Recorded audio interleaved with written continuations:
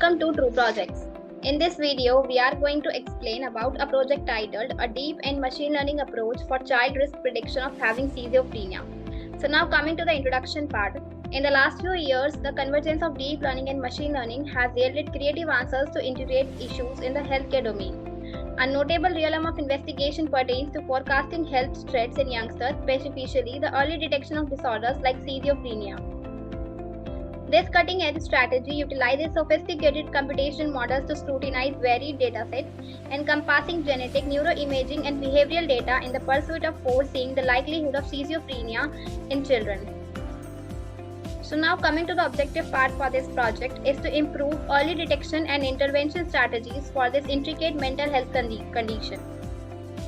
Conventional diagnostic techniques frequently face challenges in identifying subtle indicators and risk elements, particularly in the realm of childhood schizophrenia. By employing sophisticated computational models, this approach seeks to surmount these limitations through the analysis of diverse datasets including genetic, neuroimaging, and behavioral data. So now coming to the requirements part, here we have two types of requirements, that are hardware requirements and software requirements. In hardware requirements, operating system as Windows is required, processor i5 and above, minimum 8 GB of RAM is required, hard disk 20 GB and above. Coming to the software requirements part, Anaconda 3 is required and then Visual Studio Community version is required. So now coming to the flow of project. Here first we have importing the packages. In this module, necessary libraries and packages which are NumPy, Pandas for data manipulation, sklearn to facilitate machine learning, and Matplotlib and Seaborn for visualization are important. Second, here we have exploring the dataset, that is FNC and SVM data. This involves a preliminary exploration of the dataset, which likely includes examining its structure, dimensions, and initial statistical summaries. The next, here we have data processing. The raw data is processed to make it suitable for analysis. This might include handling missing values, encoding categorical variables, or transforming data types. Then next, here we have data visualization using Seaborn and Matplotlib, that is EDA. So here EDA stands for Exploratory Data Analysis, involves creating visualizations using Matplotlib and Seaborn to gain insights into the data types, patterns, trends, and potential relationships. Then here we have data cleaning, addressing any inconsistencies, errors, or outliers in the dataset to ensure its quality and reliability. Then we have feature selection, identifying and selecting the most relevant features that contribute significantly to the predictive model. Next, here we have data splitting. The data set is divided into training and testing sets to facilitate model training and evaluation. Next, here we have model building. Several machine learning models are constructed including random forest, decision tree, logistic regression, KNN, MLP, naive Bayes, SGD classifier, AdaBoost classifier, voting classifier, neural network, that is CNN and RNN. Then we have model training. The models are trained using the training dataset. Next, we have comparing the accuracy. The accuracy of each model is assessed, providing insights into their performance. Then we have Flask framework, SQLite for login and register. Implementation of a Flask web framework with SQLite for user authentication, including login and registration functionality. Next, here we have user data input given by the user for prediction. Users input data for prediction through the implemented system. The next, we have given input is processed.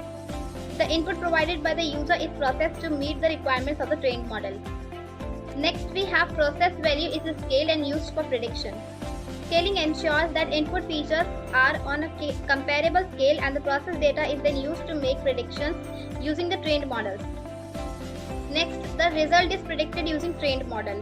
The input data is passed through the trained model to generate the predictions. And the last one, here we have displaying the final outcome. The final predictions or outcomes are displayed to the user through the implemented system, providing insights or recommendations based on the machine learning models. So now coming to the execution part. To execute the project, first we need to open the code folder. So here you can see that we have a folder which is named as templates. This folder contains all the HTML pages used in the project. It typically includes files like index.html, about.html, etc., which represent different pages of the website. Then we have folder which is named as static.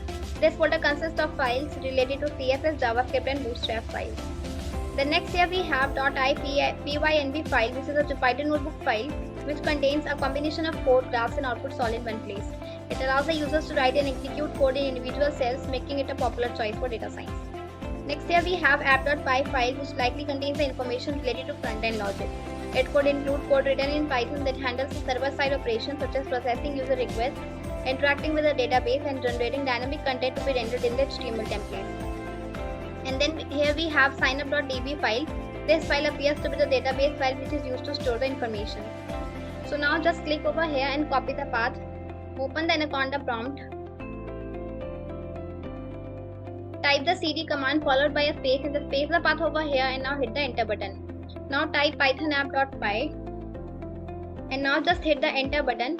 After running the app.py file, the Flask framework will host the application link locally at the default address and port 5000 unless configured differently.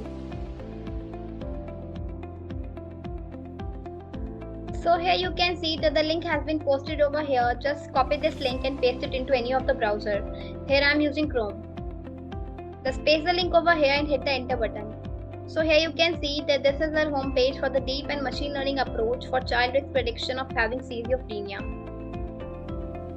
So here you can see that there is a button for sign up. Just click on it and enter your username, your full name, your email ID, your phone number and your password for doing the registration. I have already done the registration, so here I am clicking on sign in button. So just enter your username and the password over here which you have created while doing the registration and simply click on sign in button. So here you can see that you have to enter some of the details over here. For M1 you have to enter 54, for M2 5, M3 4, M4 5, for M5 1, M6 5, for M7 4, M8 that is map 8 as 1, for map 9 4, for map 10 121, SPM map 17 as 21, M12 5. So let me just enter the details over here for all these. So here you can see that I have entered all the details over here till up to M32, and here you can see that there is a button for submit. Just click on this button. So here you can see it is showing the result that the child health is in risk and need not to worry about the schizophrenia. So depending upon the messages and the things you are providing over there, it is showing about the result that the children's health is in risk or not. So here you can see that there is a button for about. Just click on it and scrolling down below, here you can see that this is showing about this site. Childhood schizophrenia is rare and affects as an estimated 0.4% of children. So it is showing about this site. Here you can see that there is a button for sign out. Just click on it and simply you can successfully log out with this. So now coming back to the conclusion part.